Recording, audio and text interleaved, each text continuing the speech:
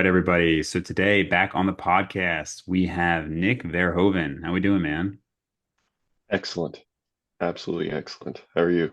I'm good, man. And actually, now it's Dr. Nicholas Verhoeven, right? Yeah, it's true. Last time we recorded, I was still a PhD candidate. Now I'm officially on the other side.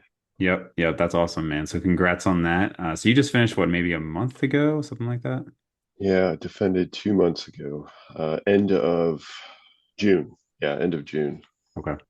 And for people who don't know, because it's obviously different than, let's say, like med school or something, what is the process there in terms of, I mean, like how many years? And because a lot of people, I mean, it's funny because some people just assume, I think nowadays more people know, like obviously doctors certainly don't know everything. Nobody knows everything, but they assume that the doctors are super familiar with the research. And really, that's unfortunately often not the case. And it's really the PhDs I find that obviously know a lot more, and they're the ones doing the research. So, what did that doctorate involve?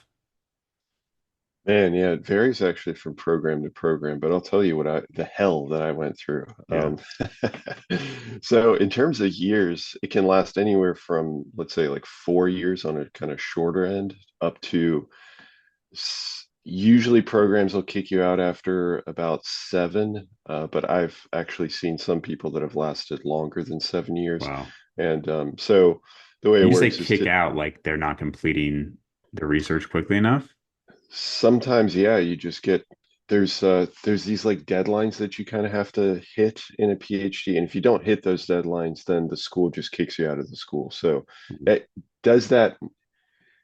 I don't want to like in certain, it's very difficult for that to happen, but can it happen and has it happened? Yes, it's definitely happened.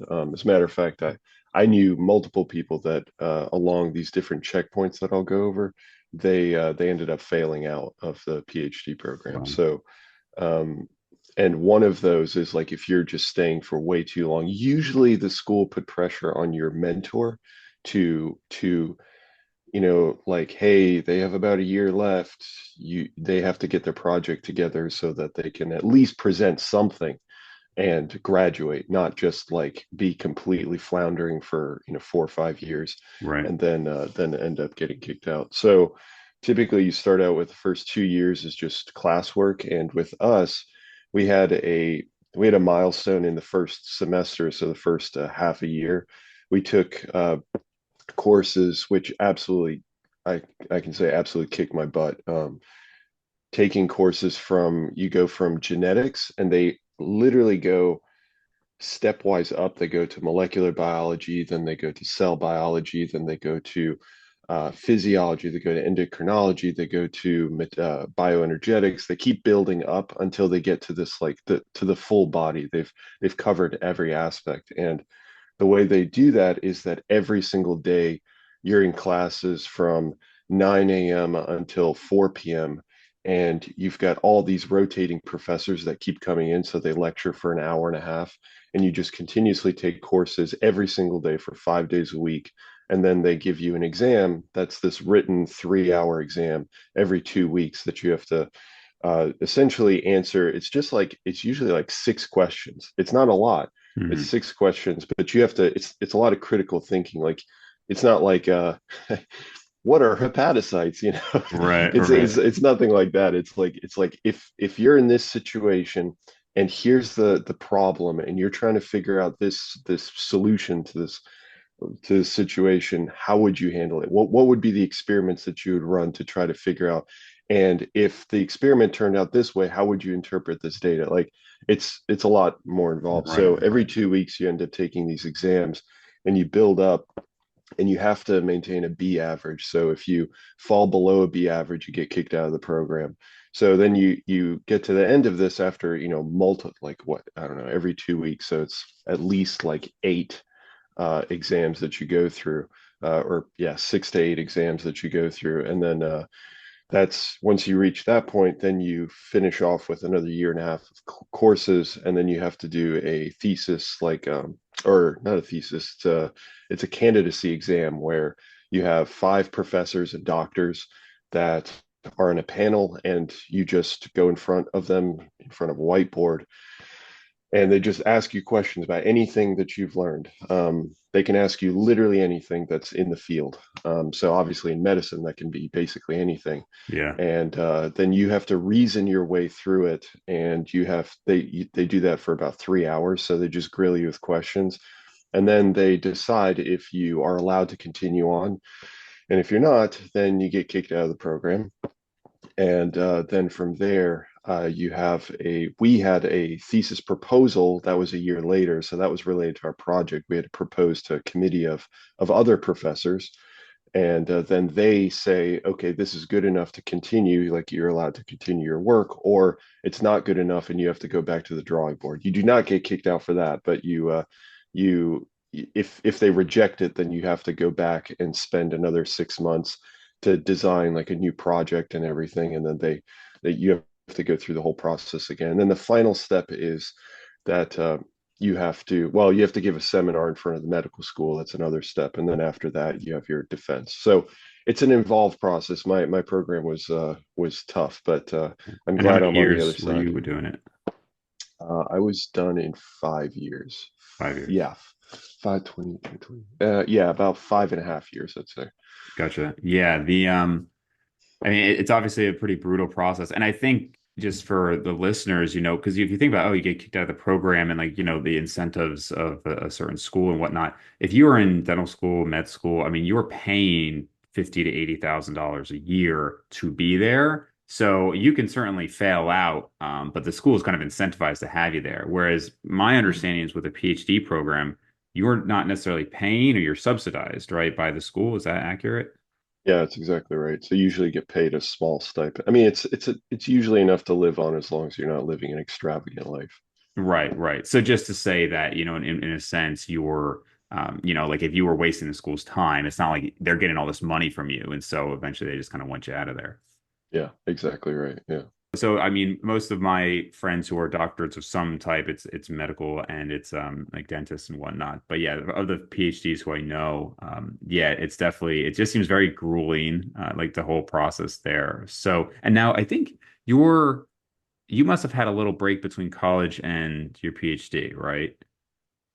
Now, were Yeah. you working or just kind of thinking of what you wanted to do during that time? Yeah, it was only actually about 6 months that I'd gotten out of my undergrad, and then that's when I decided I wanted to go back for physiology. So Okay. that's when I went back for nutrition science and physiology. So then I was doing that for like a year and a half because with a psychology degree, which is what I originally graduated with my BA, you don't get much science in that, hard science. So Yeah. they wanted me to go back, and I had to take a bunch of chemistry courses and physics and all that stuff. And then ultimately after that, I was allowed into a master's program. So Gotcha. there was multiple years there. Gotcha. Okay, cool. So, we had the one podcast before, and I've been very much looking forward to getting you back on because there's a lot of topics I want to go into. And I said this Okay. before on the podcast, but it's, having been at this for so long, not just the podcast itself, which is now, man, probably 5, 6 years, but just, lifting and nutrition, all this stuff. Like eventually you really get to a point where 95 to 99% of what you hear is kind of the same thing. And really, to glean any new information, applies with like dentistry, it applies with many real topic that you have a passion for. You have to listen to hours and hours of content to even get one new thing, right? And that's just the reality of developing expertise in a topic, which is fine. But that is to say that when I have somebody on the podcast, while I know that some of the topics that are most interesting to listeners might be, how do you grow your arms the most and whatnot, at some point it becomes kind of a boring topic. And lately there's been some talk on like, the biomechanics and things like that. But at the end of the day, I mean, how many different bicep curl variations can you do for progressive overload? How many different sets and reps, So some of this stuff on health and longevity and supplements and whatnot, I just find very interesting. Obviously, we all know the big pillars of health, proper exercise and nutrition and like the generalities. But I mean, I've just really enjoyed your channel since discovering it a few months ago. And obviously, anybody listening, I will have links for that, and I really encourage people to check it out. But I just wonder for you, you've been lifting a long time too. So do you also find that you have more of an interest in some of these, I don't even want to call it niche topics, but specific topics rather than like how to gain muscle and lose fat necessarily, or you still have broad interest in both. Yeah, the way you started that was just so spot on. I that completely resonates with me too, because I've gone across like the YouTube landscape and TikTok and all the different social medias, and it's true. Like you, every time somebody discusses a topic, it seems like, wow, I've heard that a billion times before. Right, But right. it's just by a different person, or maybe they're saying the same content that they said 3 years ago because that nothing else has evolved, which does lend itself to be incredibly tedious after a while. Which is one major reason why I wanted to go far more in depth on things, when I'm going over the science and whatnot. And shockingly, there's so much more to be said about some of those mundane topics. Let's take like doing a bicep curl, right? Obviously, like you said, you're not going to be changing your bicep curl drastically to the point where it's suddenly going to boost your gains by 30% or anything like that. But what would be really fascinating to understand is what is actually driving that muscle growth, and not stopping at explanations that are like muscle damage, or which was a little bit older principle, or metabolic stress, just saying the words and then just being like, well, there you go, there's your Hmm. explanation. Actually diving in and explaining how do these molecules interact with one another inside your musculature to actually generate, to actually be able to traffic these proteins across your cell, to integrate them, to stitch them together inside the actual cells themselves.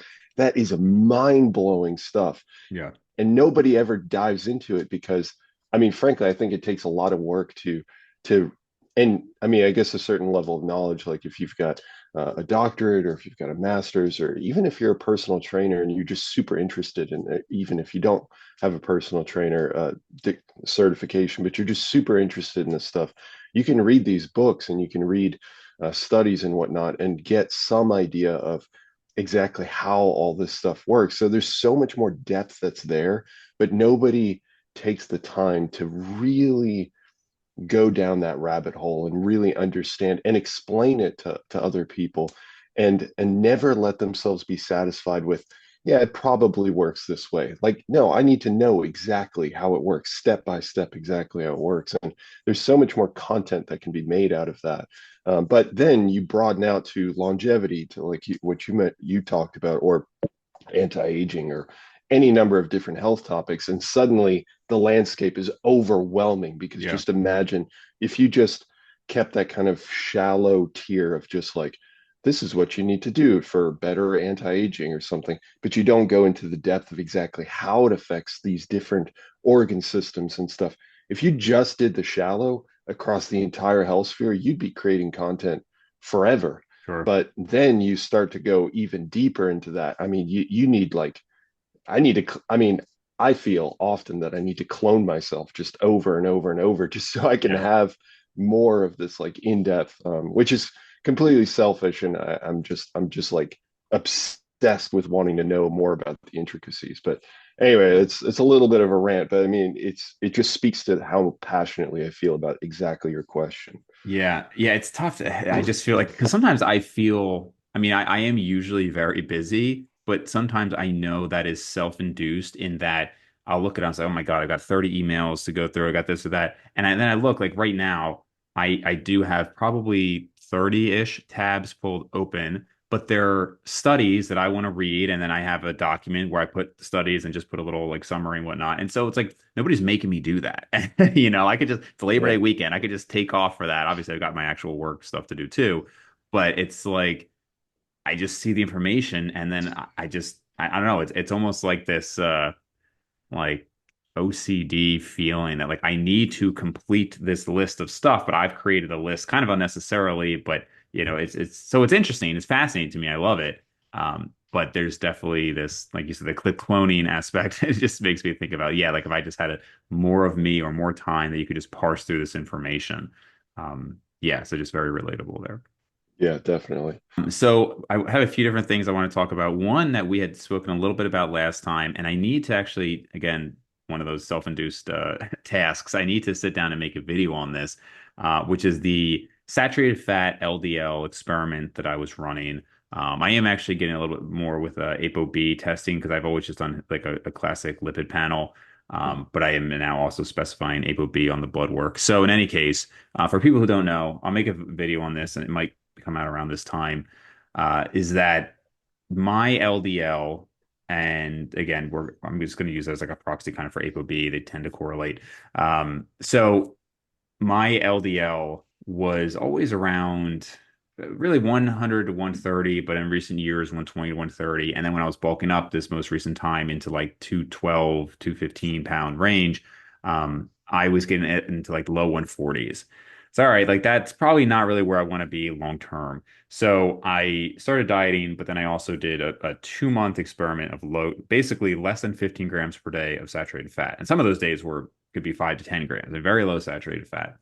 And that brought me down from 142 LDL to 67, which is a remarkable difference, especially when you consider how many people say that diet is not going to be a significant factor for your cholesterol. And there's a lot of people who say that. Even Peter Tia, who I really respect in this area, has basically said, hey, you know what, unless you're doing this, almost like extremely restrictive diet, you're not going to be able to change your cholesterol significantly. Now, this is a restrictive diet, but I'm just saying, like, I seem to be very sensitive in both directions to saturated fat. So on a ketogenic diet, LDL could be 200 plus. On the carnivore diet, after a month, LDL was over 300. And now on this diet, saturated fat, less than 15 grams per day, LDL is 67. So that's pretty remarkable changes to me. Um, Now, what I will say is I then had a big cheat. We had like hosted a UFC event, pizza, wings, all this stuff. 2 weeks after that, again, right back to the diet after that, LDL went from 67 to 81. So even 2 weeks after that cheat. Now, again, these are single measurements. Obviously, there's natural fluctuations. Then after about 2 months of a once per week regular saturated fat meal, because I figured that's like more reasonable for me to live at. If you say I can never have a burger again or ice cream, like that's not great in terms of quality of life. So okay, once a week, let's do that. 2 months after that, back up to now LDL 94. That's a pretty big difference, 67 to 94, just from a once per week saturated fat cheat.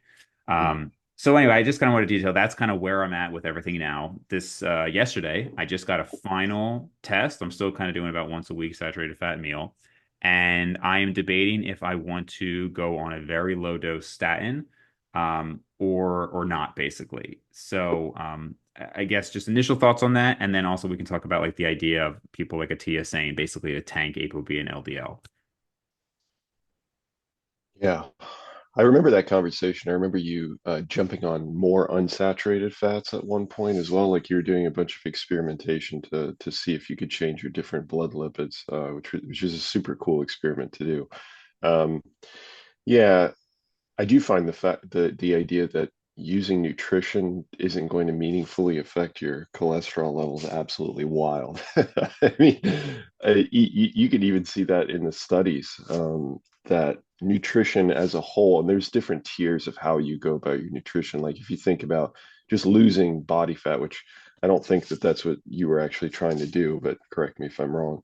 Um, Well, yeah, I like will losing, pause just real quick. Sorry. Just to say yeah, please. this was initially not meant to be while losing fat. However, I did find that it was very hard to maintain a peak weight eating basically no saturated fat. So I did creep down, and then I now am dieting. I've actually lost almost 30 pounds, intentionally, of course. This was like a dieting phase, but that initial 2 months, I've stayed above 200 pounds.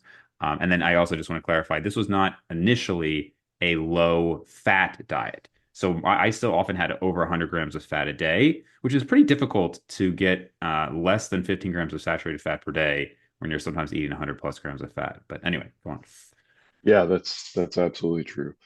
So yeah, I mean, just weight loss in general for most people, if they are, especially if they're overweight, is going to have some pretty drastic effects on their cholesterol levels. Interestingly enough, I remember when I was looking over some low carb diets that this was across maybe 6 or 7 studies, and it was consistent that if you had weight loss and you were implementing that weight loss or resulting in weight loss through a low carb diet, even if it was high in saturated fat, and we may have even discussed this last time, that uh, even though you're losing body fat, even though you're losing body weight, that your cholesterol levels can actually stay up, stay Mhm. elevated. Yeah. And then once you hit that point of like that plateau, or you've kind of like reached your end like body weight that you want to achieve, if you stay unsaturated on this high saturated fat, your cholesterol levels can still stay pretty high. But if you end up cutting your saturated fat, which they had conditions where people consume more unsaturated fat and cut out a lot of saturated fat, their cholesterol levels plummeted from two factors. One, because of the weight loss itself, but secondly, because of the cutting out of saturated fat. So I find the idea that nutrition doesn't have an effect on your cholesterol absolutely wild. Um, so I would completely disagree with that. That said, I'm sure there are some people that there might be exceptions, but that's always the case, right? Like you're talking about how you're very sensitive on both ends, which kind of goes actually towards what the studies would indicate. But you are going to have people that just don't budge, like it just doesn't budge, and that may be because they have some sort of genetic condition. We know of like hypercholesterolemia, for example, where you have people that just have, if it's heterozygous, homozygous, where they just have astronomically high LDL levels or ApoB levels, or just however you want to end up measuring it. So that can have a tremendous effect. I think the one area where nutrition may not have an effect is when you're talking about specifically looking at the cholesterol molecule as opposed to the actual particle, which those need to be separated, right? A lot of people, hopefully this is people getting more educated on this, but the Yeah. cholesterol molecule is very different from the particle that actually contains the cholesterol molecule. So when we're doing these tests, yeah, we're measuring the molecule, but you said ApoB, which is where you're getting more granular with this, because ApoB is measuring the actual particle as opposed to the actual cholesterol molecule, because the cholesterol molecule, I don't know how in depth you want me to get with this, Yeah, but go for it. okay, so well, let me address the nutrition aspect. The one area that I can understand where people might say, okay, from a nutrition standpoint, you might not see much of an effect on your cholesterol levels is if you're consuming high cholesterol foods, it typically doesn't have a tremendous effect on your actual cholesterol levels in your Right. blood.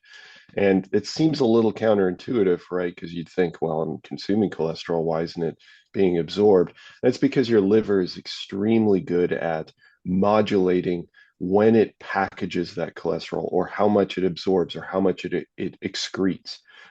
So there's a bunch of physiological systems in there, but ultimately once the cholesterol ends up in your liver, it needs to be packaged. So we're talking about the cholesterol molecule. It needs to be packaged into something, and the way it's packaged is through these particles, these vessels. So inside the core, and as a makeup of this actual particle, if you have a ton of cholesterol that needs to be transported throughout the body, then the liver starts producing a lot of these particles. And with each one of those particles, minus HDL, so high density lipoproteins are these particles, minus those, you have these ApoB tags, which is why you were talking about ApoB, because now you're not measuring the cholesterol that's found inside the particle. You're actually measuring the particles themselves, which is the greater concern, the actual particles themselves, not as much the cholesterol. I could make an argument for the cholesterol itself. So what's the difference? Why are we concerned with cholesterol numbers when we're looking at some of these tests? Well, the cholesterol number, the amount that's actually packed into the particle, can vary. So the particle itself will stay the same. So it can get a little bit bigger, it can get a little bit smaller, but overall, we're concerned about the actual number of these particles as opposed to the actual number of the molecules themselves, because you can pack, let's say, I'm just going to put out a random number. Let's say you can pack 5 molecules into one particle, or you can pack 10 molecules into one particle. Well, if you can pack more cholesterol into that particle, then that means that then you have lowered risk usually because you're being more efficient essentially with your circulating of these different cholesterol particles. So for the same amount of cholesterol that you're packing in, you've got fewer particles that are actually circulating throughout your bloodstream. So there's a lot of nuance and all that stuff. So that's why the research and the clinical aspects are starting to focus a lot more on that ApoB as opposed to focusing on the LDLC because the C corresponds to the molecule Right. cholesterol as opposed to the particle number. And I can go into more detail with that, but I don't want to confuse people. Sure. Well, and so the LDLP, which is not typically measured, would I mean, I don't want to say directly, but close to directly correlate then with ApoB, right? Because ApoB is going to be basically contingent on LDLP and triglycerides. And is it one other thing? For ApoB. To calculate ApoB, I thought that that was so. If I'm understanding correctly, there's one ApoB per LDL particle, right? Right. But then don't triglycerides also influence ApoB number? Yes, they do, but not not in a direct sense. Okay. So they influence. My understanding is that they influence ApoB number through particle number, which is what you were alluding to. So with the greater amounts of triglycerides, if I remember correctly, the greater amounts of triglycerides that are packed into these particles. So just like cholesterol is packed into these particles, are also packaged into these particles. And if it has more triglycerides, I'm hoping I'm getting that relationship correct. If you have more triglycerides, you have smaller particles, which means that so the triglycerides are being packaged into smaller versions of these particles, which then means that you have to have more of these particles to carry the same amount of substance, cholesterol or triglycerides. So now you're affecting ApoB number because you have more particles that are being produced and being sent out from the liver. Okay. Now I thought that and again, this is a little out of my expertise here. So I thought that when we were measuring blood levels of triglycerides, we were measuring almost like free floating triglycerides. So you're saying we're measuring in the same way that you would measure LDL-C, that's kind of wrapped up in this particle. The triglyceride number is also the amount that is wrapped up in a particle. It probably matters the type of test that you're looking at, but you're right. So some triglycerides, or I should say fatty acids, are transported freely. When I mean freely, I mean that with quotations because they're technically bound to a protein Right. called albumin. Sure. You've got these trafficking proteins, but the vast majority of what's being trafficked around your body is through these particles. So my understanding, at least by the standard tests, is that you're measuring the actual amount that's in total being transported. So also found in the lipoproteins, the particles. Gotcha. Okay. And so LDLP number would increase with increased triglycerides. Is that accurate? Typically, yeah, because you have so now we're getting into some of those nuances of like the size of the particle, because the size of the particle or the lipoprotein can change. So you can have the fluffier version, Right, right. We had quote talked about that a unquote, little or bit. Yeah. the dense version of the particle. And that's where you start getting into those nuances of usually with the dense version, you typically have more of the dense version. And that's why people associate dense or the small version of LDL or lipoproteins or whatever, the particle number, as more dangerous because it has this association with being more numerous. But to be clear, I don't want to stop right there. Just to be clear, there are studies that indicate there's still risk with both versions. It's not just sometimes the narrative gets pushed into, oh, Right. it's only this teeny tiny version that's problematic. But in reality, there are studies like the MESA study is probably the most common NESA study that indicates that there is risk with both. My understanding is, and we talked about this a little bit last time, is that hey, it was like okay, I guess way back it was total cholesterol, and then it was okay, you got your quote unquote good cholesterol and your bad cholesterol, and we know that the flaws with that reasoning. And Mhm. then, although side note, I I literally just had I don't mean to necessarily crap on physician assistants, but I spoke with one recently, and he was saying how he's like, well, if your LDL was 160, but your HDL was 150, which like, I mean, whose HDL is 150? Like, have you ever looked at a lipid panel before? But in any case, and he was like, those that would really cancel out, so then you wouldn't need a statin. And I was just unbelievably shocked to hear that. I mean, this is like a currently practicing physician assistant. So, but anyway, that is really not the case that this HDL would cancel out LDL. But in any case, so then yes, there was discussion on, well, it's those small dents that are more harmful, not the big fluffy. But as you alluded to, that I think that would only be an indicator of ApoB in the sense that if you had a given LDLC and you had more large fluffy particles,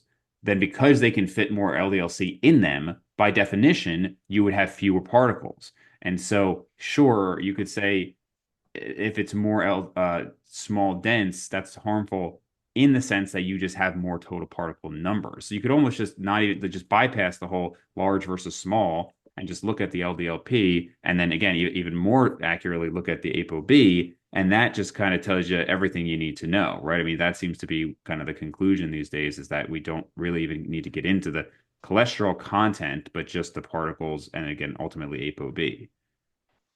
Yeah, I completely agree. However, I think the pushback that some people offer is that there are things that are unique about small LDL that make them more dangerous on a mechanistic level than the larger LDL. So that's the argument I've heard multiple times that the well, if we describe like the vessel wall, the artery wall, where just for the listener, if you have like a tube, like a hose, and you were to look inside that tube, it's got a lining, and that lining is the same in your arteries. You've got these cells. So obviously, we don't have we don't have actual like plastic lining. I'm talking about these endothelial cells that are found, but they create a similar lining, and these endothelial cells are the cells that are actually in contact with the blood system that's coursing through your arteries as your heart is pumping your blood throughout your body. And the argument is that the general argument is that these lipoproteins, why they're dangerous, or why they're dangerous at a certain level, I should say, is that the lipoprotein will flit through or between the endothelial cells or through the endothelial cells, which is a whole nother type of mechanism that I won't go into right now. But the LDL particles, those particles will go from the bloodstream past the endothelial cells into what's known as the subendothelium and then start to build up. And I can go into those mechanisms if we want, but that's the general principle. Now, the idea behind the small LDL is that because they're smaller, that they can more easily traverse from the blood into the subendothelium and start to build up. The argument for why the large LDL are not as dangerous or not dangerous at all, to be clear, again, I do not agree, Mhm. is that the large LDL cannot enter into the subendothelium because they're too large or there's some sort of mechanism that stops them from entering the subendothelium. There is no evidence for that. Okay, so the evidence does indicate that the large LDL do also enter into this subendothelium, and they can be damaging in a slightly different way than the small LDL. The small LDL, another argument is that they get oxidized more easily. And that's why they're actually detrimental. And the large ones are not detrimental because they don't get oxidized. To be clear, again, not true. There is actual evidence where they've measured the oxidation. And it is true that small LDL do get oxidized more easily. But to be clear here, this is really important. Think about what I just said, gets more oxidized more easily. That doesn't mean I didn't say large LDL don't get oxidized. And I never understood that when people are making this argument. I'm like, do you understand what you are saying yourself? Right, right. Of just because it's more oxidized doesn't mean that the other one doesn't get oxidized. So Yeah. anyway, it's just a point that I really need to harp on. Yeah, no, I think it's really fascinating. And I also just on the theory in general. So I recently met a cardiologist who works with children, and she was talking about some of the children she sees with familial hypercholesterolemia and how, she sees some of these LDLs 400, 900, I mean, crazy levels, and they already have buildup there at, by the time they're like 10 years old. So she knew of Peter Attia. She more or less thinks he's spot on with his thoughts on LDL and ApoB. And so it's just very interesting because it's not something that is, I would say, widespread belief. Like currently, I think statins, it's recommended if your LDL is like consistently over 160 or so. And so it's not a widespread belief, but he is so strongly he so strongly believes that if you could basically get ApoB levels back to childhood levels, or, the average healthy child, that you're basically gonna eliminate cardiovascular disease in terms of atherosclerotic buildup, which I understand his points. It's just interesting that that is not the case now in terms of like what is commonly practiced.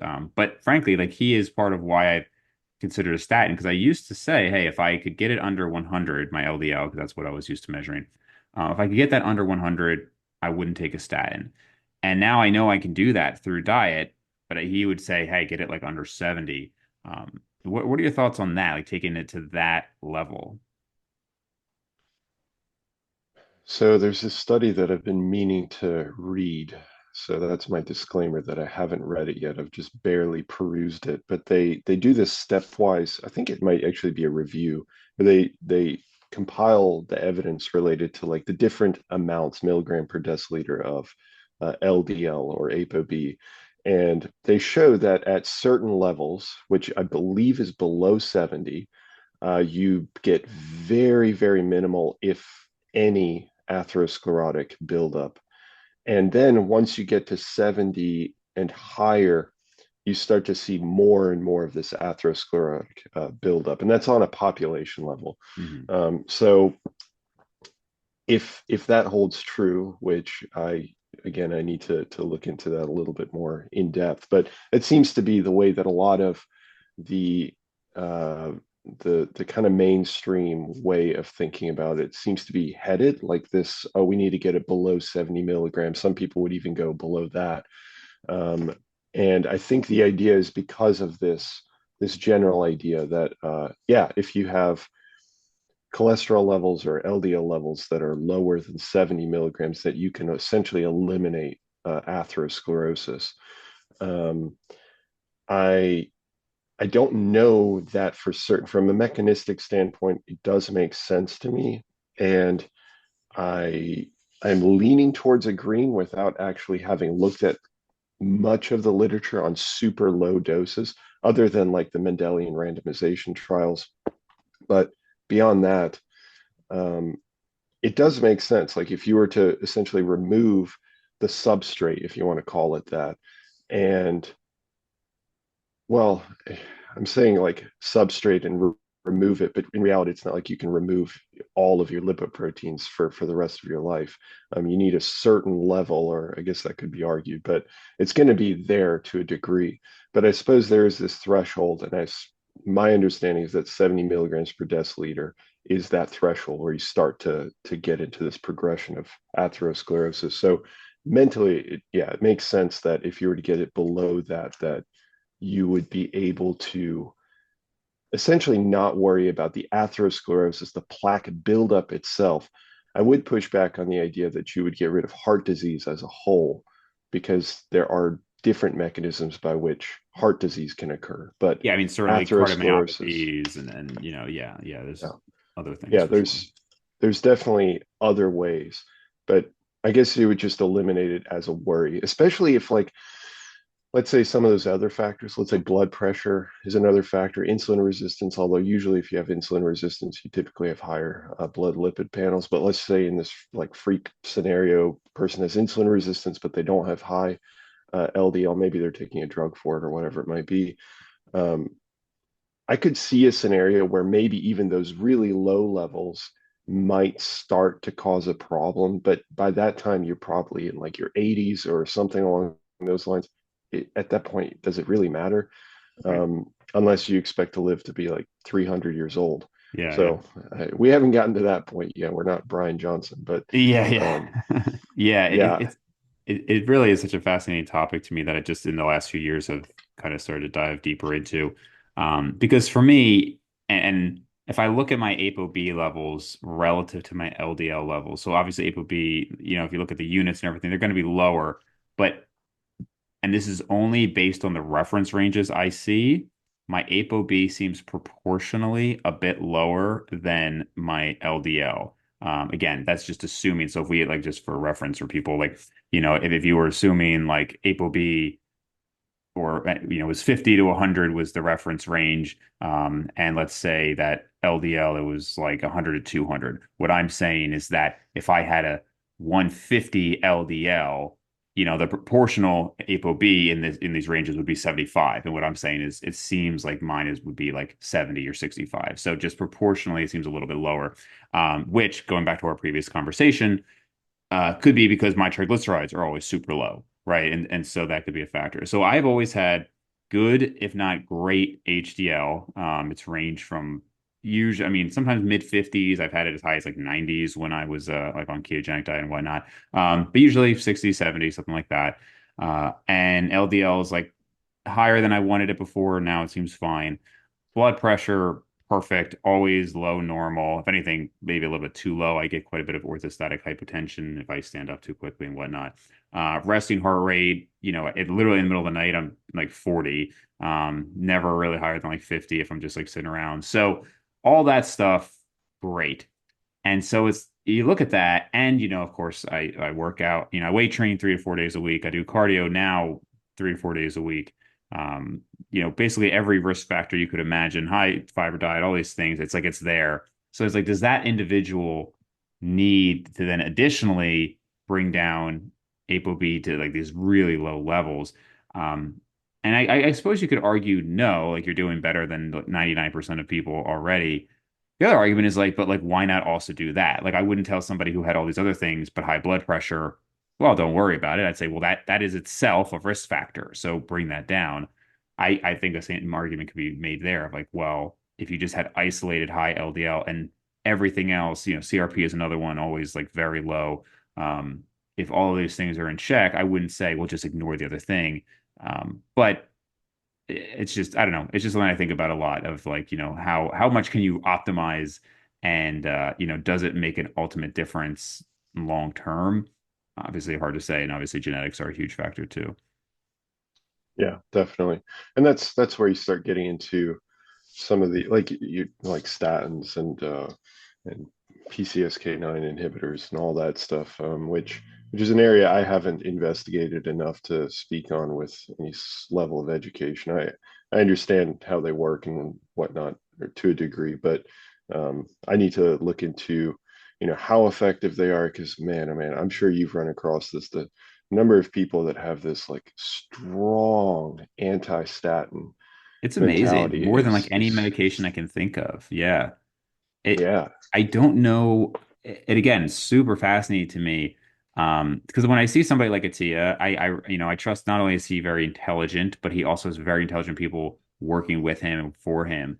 But with that said, you could look at somebody like him who 7 years ago was promoting ketogenic diets and 3 day fasts and all these things like that. Now, not that you can't change your mind, and he has changed his mind. That's great.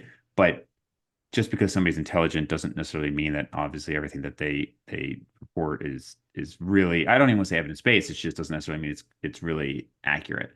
So the statin thing, yeah, it's like there's such a pushback online with them, and it's very interesting. It's like it's just such a you know, diverse opinions there.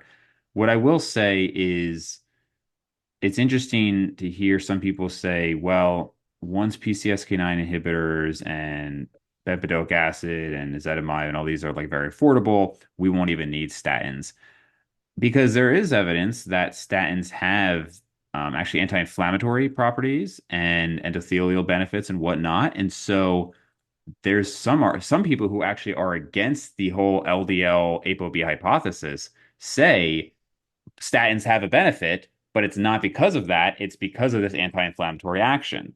And so it's funny, even the people who are against that whole hypothesis still, see that benefit. So would there necessarily be the same survival benefits, with some of these other things? I don't know.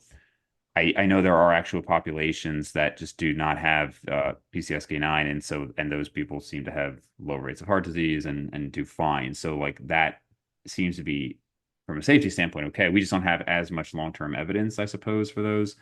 I was looking at taking super low dose of rosuvastatin. So the standard dose is 5, 10, 20, and 40 milligrams. Atia has said that you get 80 plus percent of the LDL lowering on 5 milligrams compared to 40. So to go higher, you're mostly just getting side effects. I had to look at the literature. I just saw one study that showed that not only was there a dose dependent drop in LDL with higher doses, but I'm pretty sure it said a linear dose dependent drop. So I'd have to look at that myself. But I will say in terms of the studies, like I just looked up one. I mean, literally, this was just like a couple minutes before we spoke. And it was like, rosuvastatin and statins can affect like semen quality. So I just looked at the study and whatever. And then I looked up the abstract and it was like male Winchester rats who are 200 to 250 grams, like that's their total body weight, were taking 50 milligrams per kilogram of rosuvastatin. And I'm like, okay, what relevance is there to humans in this? That's so for if you're an 85-kilogram man, that's 4,250 milligrams per day of rosuvastatin. And we're talking Well, like the hey, look, I'm convinced. yeah, Screw the statins. I I'm just, out. I mean, it's just crazy. Like, obviously, it's not even humans, but just the doses on something. And this is the same thing you see with aspartame and sucralose in a lot of these studies. It's like we gave them the equivalent of 10,000 cans of soda every day. And it's just like, what are you even looking at this point? So, it's really tough when you look at some of these studies. Which, side note, something that I almost never see brought up, even by somebody like Lee Norton and whatnot, because he'll talk about this like this. We say, oh, this the studies it's equivalent to a human having this many cans of diet soda. Hmm. I never see anybody talk about human equivalent doses, and I don't know if this is something that you see or are super familiar with. I don't see it brought up. I specifically remember a paper, and I could send it to you, and it was basically to say that, like, based on different body surface areas and whatnot, you cannot just say that a 50 milligram per kilogram dose in a mouse is the equivalent of a 50 milligram per kilogram dose of in a human. And actually, I could pull it up just real quick. And basically, it's to say that they would say, like, hey, like if so, in this instance, you would have to divide for a mouse, you'd have to divide the animal dose by 12.3. You'd have to divide if it was a hamster by 7.4. These are obviously just general. If you see a study in dogs, you have to divide it by 1.8. I'm almost wondering if I should make a video on this. But that is to say, so if we're divided by 12, in the example of 50 milligrams per kilogram of rosuvastatin, it would actually be more like 4 milligrams per kilogram in a human. Do you see that a lot, or have you heard about that, or like thoughts on that? I've seen that a little bit. I think that the idea of just trying to translate, like, there's a branch of science called translational science, right? Where you're trying to translate studies that may be preclinical to actual human studies and try to make it applicable to humans. I think the idea that you're going to translate anything in any scenario from an animal study to a human and just say, oh, well, let's just do the math there and try to figure that out, I think is not a great way to go about it. I'll just put it that way. I don't I think that there's so many different confounding variables that would just get in the way of that actual conversion that I just wouldn't even touch it. So the way that I look at animal research is I think one, exactly to your point about like this supremely like super physiological dose, like what's the point? Like I don't even 0 point, I don't even really focus on those studies at all. But if they use a normal, quote unquote, normal dose for like a rat that would translate, quote unquote, to humans, then at least I can pay attention to the study and just read it But am I then going to say, well, it happened to rats, so therefore it must apply to humans if I just translate it up to humans? I would never do that. I would just say, okay, that's intriguing in rats. Now I need a specific study with reasonable doses. That's all I think about. Is it reasonable? That's it. I don't think the exact numbers. I just look at the numbers. I'm like, is this reasonable? That's it. That's the only thing I think about, because trying to get that translation is just going to be a real mess. It's just going to get really mucky. Okay. So just to clarify then, you're basically saying, hey, whatever dose it is in mice, it presumably would not just translate to the exact dose in humans, relative to body weight. But you also would say even trying to correct for that is also flawed for many reasons. And so kind of either way, rather than trying to say, hey, what would the equivalent dose in humans be? It would be more like, hey, this is a proof of concept kind of a thing. Now, if we really want to translate to humans, we have to actually do the human studies. Is that basically what you're saying? Yeah, yeah, you said it better than I did. Okay. All right. Cool, cool. Yeah, no, and that makes sense. It's and not I obviously understand the need to start with, rodents and then maybe dogs and whatnot before it's necessarily doing human trials. But it's some of that stuff. I mean, you just get so lost in the weeds, and it's just like I don't how much evidence can I really take, from some of these studies? It's just I I don't know how much is just published for the sake of publishing. Obviously, as a PhD, like there's pressure to have papers published, and so sometimes I look at, and this obviously applies with fitness all the time. Like we see some of these studies, and it's just like, man, like does this apply to almost anybody? Like it's there was like a classic, I'm sure Brad Schoenfeld and like some of the high volume stuff, and you're like, okay, these people are doing like 50 sets of legs, quote unquote, to failure a week, and it's like, man, I don't know, I just don't know, like who is this applying to? So Yeah. again, sometimes it's proof of concept, but when I see studies, there's like a frustration. And I'm somebody who doesn't conduct research, obviously, other than like two studies in college I helped with. So I'm not there to see necessarily all the difficulties of it, but there's a frustration when you're like, man, couldn't this have been better? Oh, absolutely. Yeah, definitely. There's a lot of junk science out there for sure. Yeah. Um, cool. So that's what I mainly had on like the LDL. So that's kind of where my mind has been lately on a lot of this stuff. Certainly people who are listening very interested to see the comments and whatnot and to see where Tia goes with this. But he's with his growing popularity in the last few years, you see this more and Seriously. more. Mm. And it is really interesting. So I think I might, I might try that super low dose for superstatin and continue with the lower saturated fat. I mean, I do think there is some, I mean, not some, there is evidence, obviously, that saturated fat, of course, increases LDL, but also that there's other negative correlations with health. And so to me, Yeah. we'll see. But if I do it, start super low, if I can get it to 70 on like such a low dose, I think that would be like one more kind of check, like as far as health markers and whatnot.